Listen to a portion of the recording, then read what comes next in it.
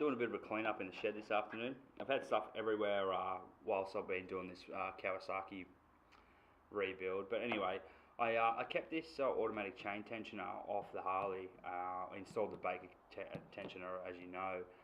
But I basically wanted to keep this because I wanted to learn from it and sort of understand a little bit why there's a bit of a design flaw or whatnot.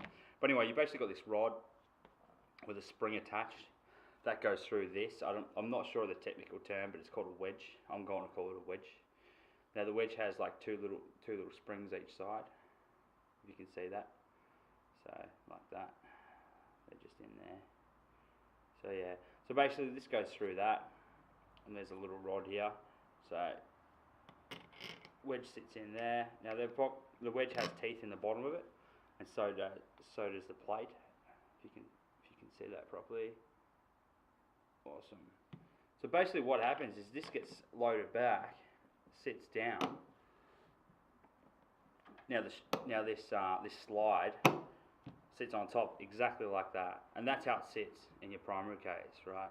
Now from at the top here, you can see I'm going to apply some pressure. This is how it works. So they're just the springs on top of this actual wedge that are working right now. I'm applying a fair bit of pressure on that. But anyway, what happens is, I'm guessing is, say for the spring pack that happened in mine, the spring pack loses its tension, so the chain has less tension on it. So what happens is, I'm guessing this wedge just creeps forward and forward up these little teeth, and then obviously tightening it.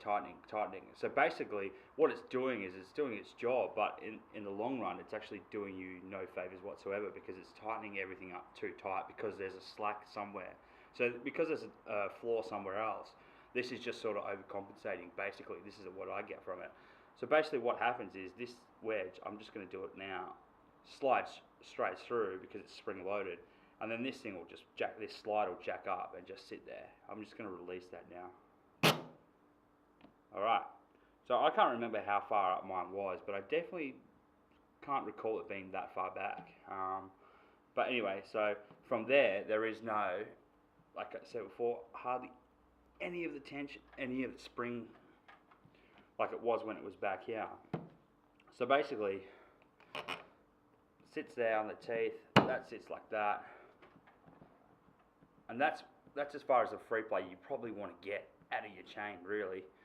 And then yeah, this thing just sort of, at every chance it's getting, the wedge just creeping forward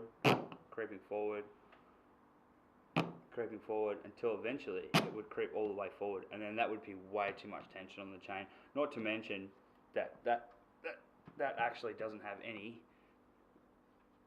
free play in it whatsoever. So that chain will be tight, everything else will be tight, and that could cause you to grind a sprocket or tooth or something like that. So yeah, basically anyway, I just wanted to show you, I wanted to understand this a little bit better myself, and wanted to show you guys. Hopefully this helps you out.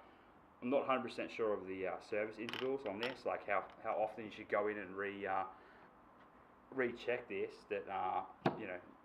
recheck that it's set in the right place.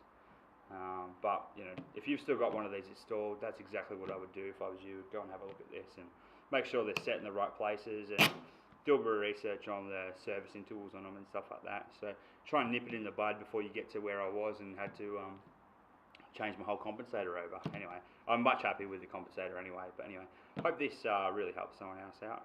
Cheers guys.